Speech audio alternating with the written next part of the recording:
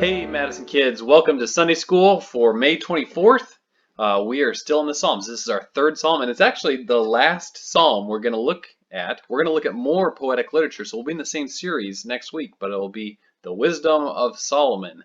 But we've got one more Psalm, and we're still working on memorizing Psalm 23. And I just want to say, before we start talking about our passage today, that you may have noticed that there is something different in your Sunday school envelope that got dropped off at your house.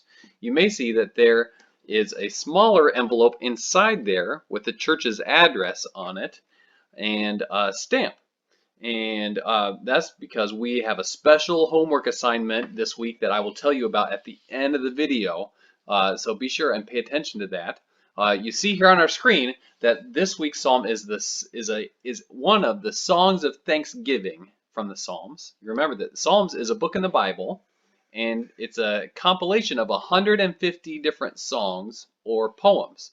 They're like prayers to God. And so we're going to look at just one of those 150. Again, today we're going to be looking at Psalm 107. And to help me with our Sunday school lesson this week, I brought some excellent helpers. Here is Henry Nielsen. Say hi, Henry. Hi. Okay, and Jack Nielsen is with Hi, me as I've been well. here before. Yeah, they've been here before. This is their second time doing Sunday school lesson with Joel. And I'm their dad, full disclosure. We are going to talk about Psalm 107, and we're going to start reading it. And I'm going to have Jack read verse 1 for us. Give thanks to the Lord, for he is good. His love endures forever. Give thanks to the Lord, for he is good. His love endures forever. Let the redeemed of the Lord tell their story. Those he redeemed from the hand of the foe. Those he gathered from the lands, from east and west, from north and south. That's verses 1 through 3. I should mention here as we start to read through Psalm 107 that in your packet that you got for Sunday school, there's an instructions sheet with like our Madison Church logo and the Kingdom Kids logo on it. If you flip that sheet over, you will see the text for Psalm 107 so that you can read along with us if you can read. And so you can do that. This psalm is about giving thanks to God. And you see here, what's happening in this picture, Henry? Tell me what you see. They're celebrating. Gotta talk louder. They're celebrating God. Yeah. Why do you think they're doing that? Because he's really nice. Because he's really nice. Yeah, we're going to talk about that. Here we read verses that said, let the redeemed of the Lord tell their story. Now to redeem something means to buy it back. So the redeemed are the people who God has taken for his own or to purchase back. And so God has made them his people and they are happy they're giving thanks. And we're going to talk about some of the reasons why as we read on. Starting in verse 4 of Psalm 107, we read this. It says, some wandered in the desert wastelands. See that guy in the wasteland? How do you think he's feeling, Jack? What is he? Dehydrated? Dehydrated, yes. Yeah. And that's because you would get dehydrated in the desert, right? Because it's dry. But there is water in cactuses, but it's poisonous. Okay, good to know. Some wandered in the desert wastelands, finding no way to a city where they could settle. They were hungry and thirsty, just like you said, he was dehydrated. And their lives ebbed away. That means that they were about to die.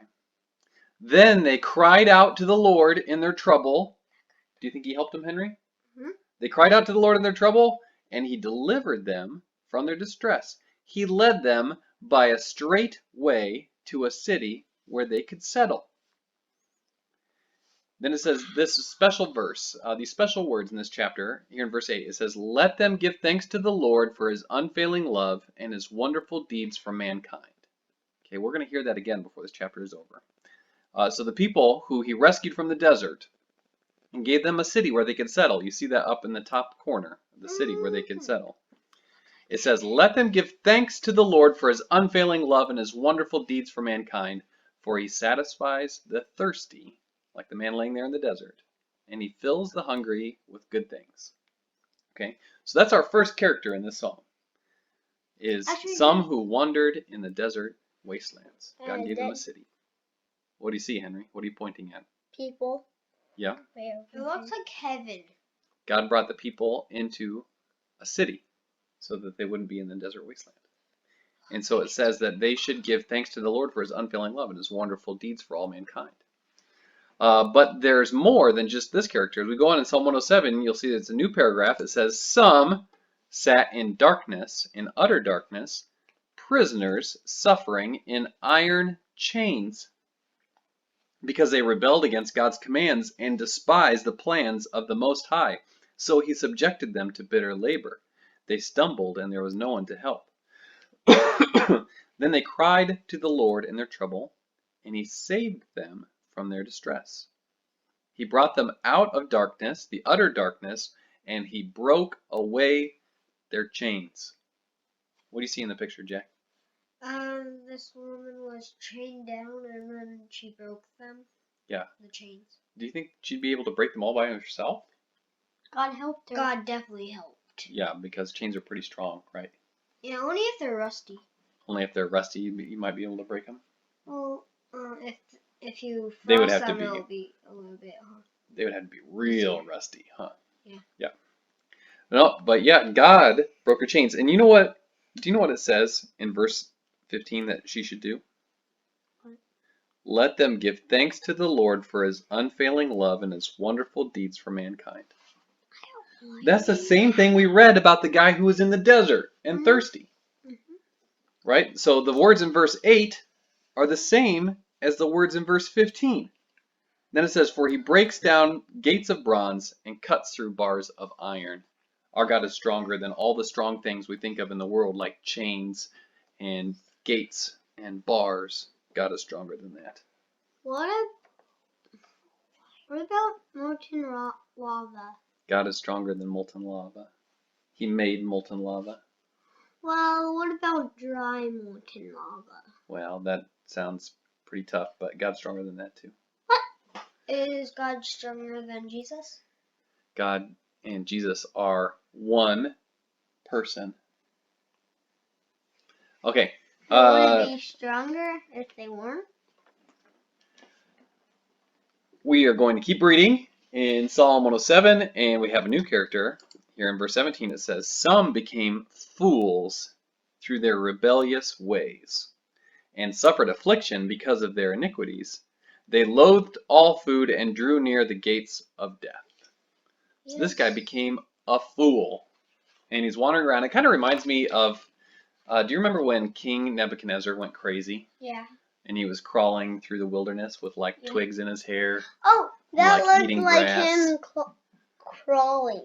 Yeah, it kind of does look like King Nebuchadnezzar. Balding in the middle. But you remember that story, King Nebuchadnezzar went mad. So this verse is talking about people who became fools through their rebellious ways. So they rebelled against God and became foolish. It says, then they cried out to the Lord in their trouble. Do you think he helped them, Henry? Yeah. Yep. It says, and he saved them from their distress. He sent out his word and healed them. Okay, so God's word heals the people who had chosen foolishness. He rescued them from the grave.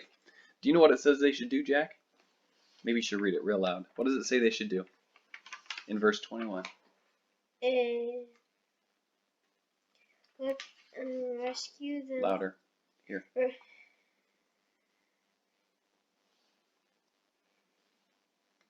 Oh, let them give thanks to the Lord for his unfailing love. And his wonderful deeds for mankind. Do you remember those words? Here they are again. Let them give thanks to the Lord for his unfailing love and his wonderful deeds for mankind. So the words in the verses 8 and verse 15 are the same as the words in verse 21. All these three situations, they should give thanks to the Lord for his unfailing love and his wonderful deeds for mankind. Let them sacrifice thank offerings and tell of his works with songs of joy. Henry, sing a song of joy.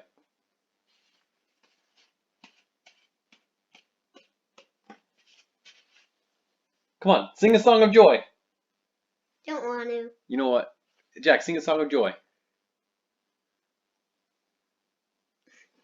I can't think of one. You know what I think of when I think of song of joy? What? I think of the song, Go Cubs, go! Go Cubs, go! Hey Chicago, what do you say? The Cubs are gonna win today. The song of joy, right? No. Psalm 107, it says, let them sing songs of joy. But this is not our last character. We have another situation that people find themselves in. Look at this. Whirlpool. Some went out on the sea in ships, it says in verse 23. They were merchants on the mighty waters. That means they were buying and selling stuff and transporting it. They saw the works of the Lord, his wonderful deeds in the deep. For he spoke and stirred up a tempest that lifted high the waves. Are those God stirred up a storm. sheets made of lint? I don't know. Probably not. They mounted up to the heavens and went down to the depths. The waves did. In their peril, their courage melted away. They reeled and staggered like drunkards. They were at their wits' end. That means their mind was exhausted. Then they cried out to the Lord in their trouble, and he brought them out of their distress. He stilled the storm to a whisper. The waves of the sea were hushed. They were glad when it grew calm. He guided them to their desired haven. What do you think they should do? To God. For the Lord. What do you think they should do for God? What do you think they should do for God? Because he stilled the storm for them. Cry out the Lord. It sounds like the story when Jesus was with his disciples in the boat and he calmed the storm. It's just like that. But here in Psalm 107 it says, here again, one more time, let them give thanks to the Lord for his unfailing love and his wonderful deeds for mankind. Okay, so verse 8 is the same as verse 15, and the same as verse 21, and the same as verse 31. Let them give thanks to the Lord for his unfailing love and his wonderful deeds for mankind. Let them exalt him in the assembly of the people and praise him in the council of the elders. Now it's going to talk about God a little bit. It says, he turned rivers into a desert, flowing springs into a thirsty ground. Okay, who's the he here? It says, he turned rivers into a desert, flowing springs into a thirsty ground. God. Okay, and so he turned rivers, that's what we see here, right? He turned it into a desert. And then flowing springs into a thirsty ground. So that it means that it went from good to bad, right? And God made it happen. Do you want to know why? Why? It says God turned fruitful land into a salt waste because of the wickedness of those who lived there. Okay? So because of the wickedness of the people who lived in the land, he turned it into a wasteland. But listen, it changes. Then he turned desert into pools of water, and he turned the parched ground into flowing springs. That's from bad to good, right? There he brought the hungry to live, and they founded a city where they could settle. They sowed fields and planted vineyards that yielded a fruitful harvest. He blessed them, and their numbers greatly increased, and he did not let their herds diminish. Then, it says, after God did all those kind things for them, more bad things happened. Then their numbers decreased, and they were humbled by oppression, calamity, and sorrow. So listen to this important part at the end.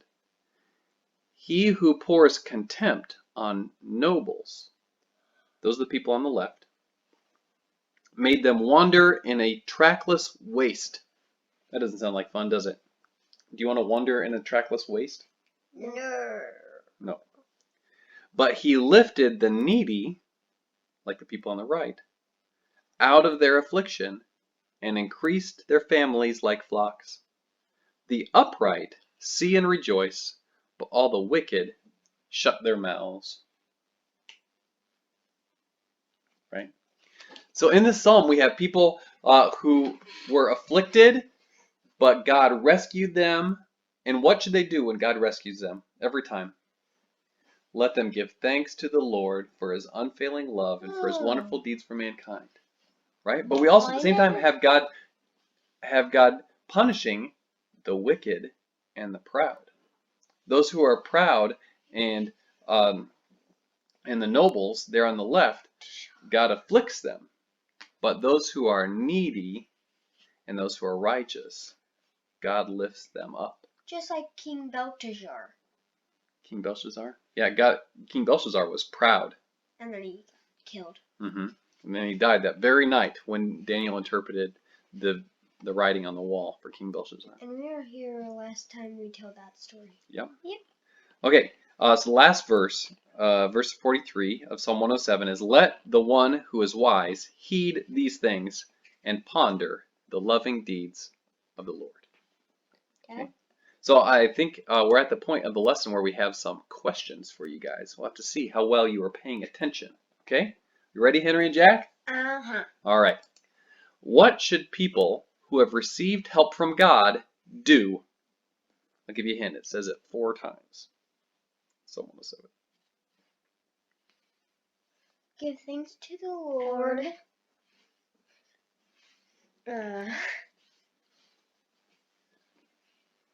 Give thanks to the Lord for His Unfailing love. Unfailing love. And wonderful deeds for mankind. They should give thanks to the Lord, just like the people we saw in this very first picture. Right? Just like we saw in the very first verse of Psalm 107. Give thanks to the Lord, for He is good. His love endures forever. Well, when God helps us, we should give thanks to Him. We should tell Him thank you and give Him praise. Okay, I think we got more questions. People who have received help from God should give praise and thanks to the Lord. That's the answer we were just talking about. Whom does God reject, and whom does God lift up? God lifts up the Righteous people. righteous. In this case, they are on the right-hand side of the picture. Yeah. Mm-hmm. And He flicks the evil. He flicks the evil. I don't think I would have said it exactly like that. Rejects. Yes. He afflicts. Is that what you're going for? He afflicts. Yeah. Yeah. I understand the word you were trying for there. He afflicts the proud and the haughty and the wicked. Okay, but He helps the righteous and the needy. God helps us when we're in need. So the answer is, God rejects the proud and the arrogant, and He lifts up the humble and the needy. I think we have another question. When should we give thanks to God? What? When should we give thanks to God? When He does kind stuff to us. Yes. And you know, every good gift is from God. Yeah. Every good thing, every truly good thing that we receive is from God. God made hoverboards. Well, kind of, by extension. He made the stuff who created. He made the people who made hoverboards. Yeah. Yeah. So technically, okay. And so this is our third question. When should we give thanks to God? In Psalm 107, it's when God rescues us from our distress and our troubles. Okay, we should give thanks to God. But also, in the very first verse, it says, "Give thanks to the Lord, for He is good. His love endures forever." Okay, so let the redeemed of the Lord tell their story. He redeemed them from the hand of the foe. So we should always give thanks to God. And in fact, we are going to give you a chance to say thank you to God this week, because I talked about that extra envelope that you have inside your Sunday school packet, the one with the stamp on it. Inside of it is a thank you card. And we want you guys, in addition to the worksheets that we normally have for our Sunday school lessons here, we want you guys to fill out a thank you card and mail it back to the church. But you're not writing the thank you card to the church or to Joel. To God. You're writing a thank you card to God, because Psalm 107 says, "Give thanks to the Lord." So I want you, inside the thank you card, I want your whole family, all your siblings, everybody at your house, all the kids in your house, to fill out the card, the thank you card, with thank yous to God. I want you to tell Him what you're thankful for, what you're glad He has done for you. You can either write it with letters, if you know how to do that, or maybe if you want to, and you're not really good at letters yet because you haven't learned them, you could draw a picture of something that you're thankful to God for. And then all you have to do is slide it right back in that little white envelope, put a return address on it. Your parents can help you with that, and drop it in your mailbox. We'll send it to the church, and then we'll put them together on a mural and put them on our kids' bulletin board here in the church, and we'll probably share a picture of that. Now, we have a project that we've been working on in Sunday school at Madison Church. While we're talking about the Psalms and poetic literature, we are memorizing Psalm chapter 23, right? And we want you to take a video of how much memory work you've done on Psalm 23 and put it up on our kids' Facebook page, but we haven't had anybody do it yet. I did record Henry and Jack doing some, and I'll post it up soon. But in the meantime, while I have them here with me in front of this microphone, I want to ask, maybe I'm going to pick on Henry. And then Jack, if Henry has any trouble, you be ready to help him out, okay? Okay? So Henry is going to say for us everything that he remembers from Psalm chapter 23. Okay, talk right there. The Lord is my shepherd, I lack nothing. He makes me lay down in green pastures. He leads me beside quiet waters. He refreshes my soul. He leads me beside the right path for his name's sake. That's verses 1 through 3. Last week we should have worked on verse 4. We'll get there. And then this week we're going to be working on verse 5. So try to be memorizing Psalm 23. We can all do it together, and I'd love to put together a video of us reciting different lines. And so work on memorizing Psalm 23. 2 weeks ago, you got a little booklet in your Sunday school packet to help you memorize. And so tell your parents to help you memorize Psalm 23, and we can all do it together. That is it for Sunday school this week. I hope you guys have a happy and good Memorial Day. We can't wait to see you again here at church, and we will see you right back here for Sunday school online next week. Bye. Say bye. Bye.